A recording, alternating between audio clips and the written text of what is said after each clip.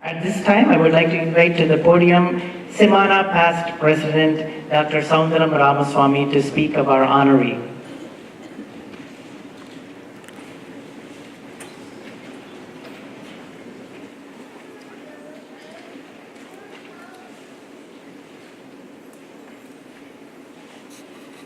Padmashri, Kanyakumari, respected President and Trustees of CMANA, and distinguished guests. Namaskarams and good afternoon. I want to make my humble address a tribute to the uniqueness of CMANA and the Sangeethasagara Award, the New Jersey audience, and above all, the recipient of the award today, whose accomplishments are astounding. Designed following the best practices of highly respected professional societies, CMANA Sangeethasagara Award is unique in many respects.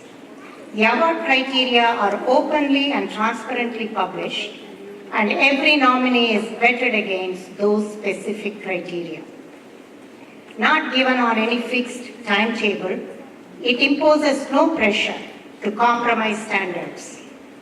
To win it, it's not enough to be a very popular stage performer, but one must also excel in diverse ways. Most importantly, one must be a role model in inspiring future generations. Kanya, you fit the bill perfectly.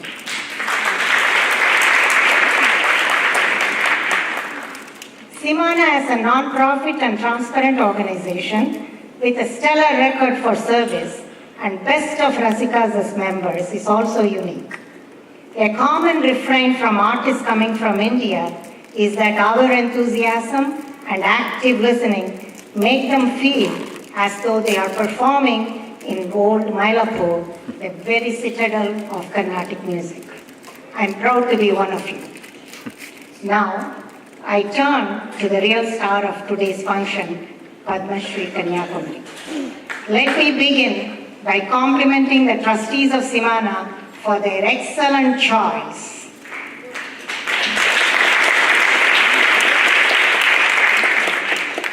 The award of Sangeethasagara to Kanyakumari has been long overdue, for she has asserted herself to be an ocean of music many years back. Besides Padmashri, Ms. Kanyakumari has received many notable awards, such as the Sangeet Natak Academy Award and recognition from many states in India. CMANA itself honored her with the title Vadya Jyoti 5 years ago, a special award designed after the award Gana Jyoti given to her mentor, Dr. Eppanapally.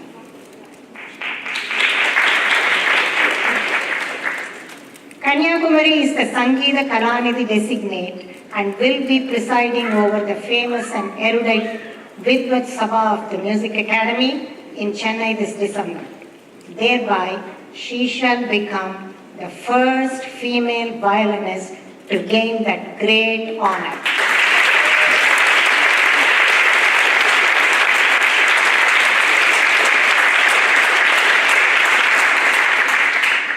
Kanya has been a great performer from day one, as attested by none other than Dr. M.L. Vasantakumari.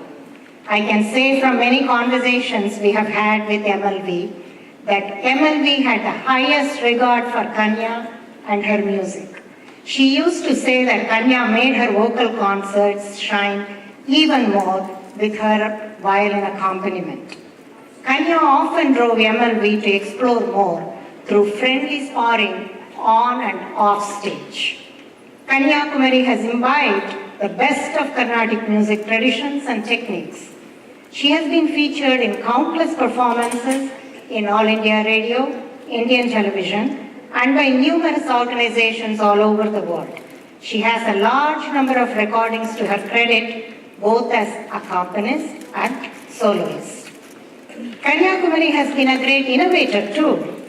As we all know, no human activity can sustain itself and escape atrophy and staleness without innovation. Yet, innovation in the classical arts has to respect tradition and should be evolutionary and not revolutionary. The innovations of Kanya are of the best kind. I'm sure you all know most of them, but let me just highlight a few here. Kanya has set to music Sri Annamacharya's Kritis in ragas she invented and named after the 7 hills of Tirupati. That shows Kanya's great understanding of traditions and grammar of our music. Her Vadya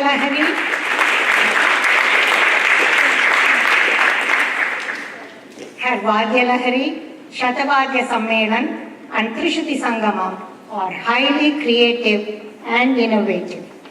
Like that of her mentor Dr. MLV, Kanya's music is not only cerebral but also highly aesthetic and entertaining. People may see on stage a very serious lady, entirely concentrated on playing her instrument. But those who know Kanya know her playfulness and fun-loving nature.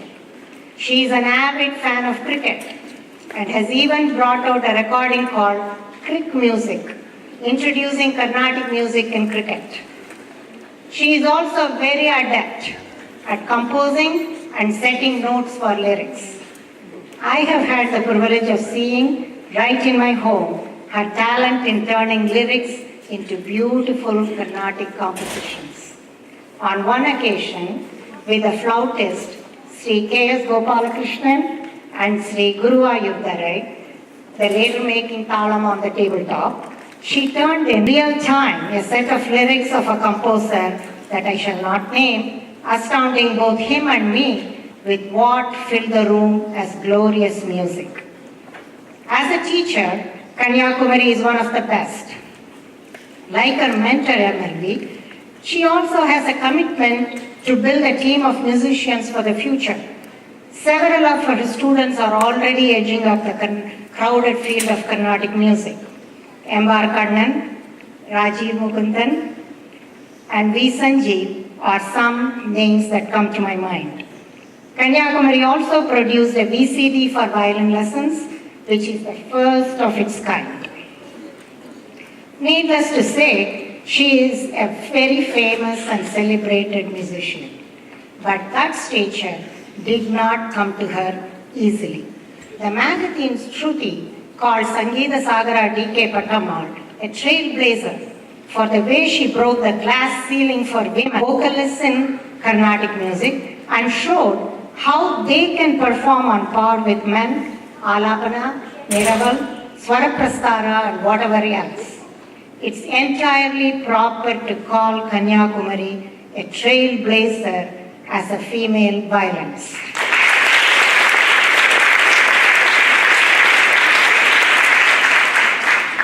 She fought her way up with sheer talent and performance in an environment marked by a high level of male chauvinism. In fact, as narrated by MLV, Dr. MLV took her in and gave her all her knowledge, also because of her frustrations with the inability to get good accompanists, with senior musicians refusing to accompany women. As a fellow woman, I salute you, Kanya, for what you have achieved and the many doors you have opened for aspiring women.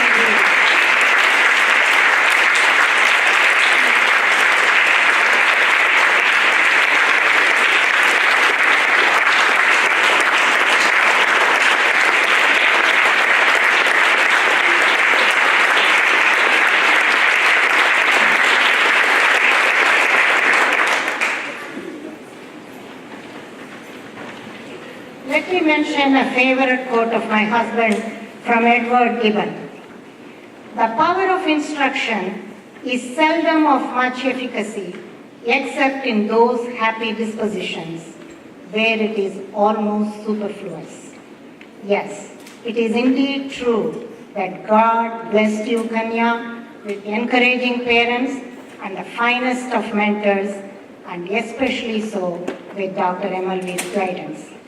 But as an educator, let me acknowledge that it is your inner drive, desire, determination, and above all, talent and hard work that have made you what you are today.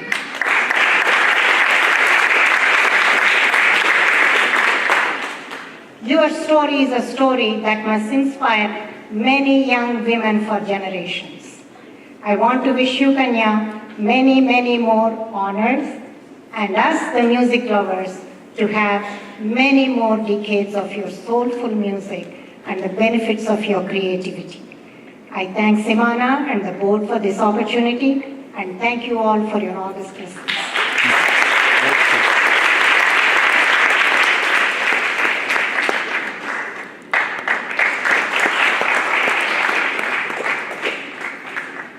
Thank you so much, Soundaram. Next, I would like to invite to the podium Mr. Hari Eppanapally, who is chairman of the board of Lead India 2020, and I would also like to invite on stage Mr. Srinivas Garagoni, the president of Lead India 2020. Together they will honor Padmashri Kanyakumari in graceful appreciation for her dedicated, selfless lifetime contributions to Carnatic music through classicism and creativity.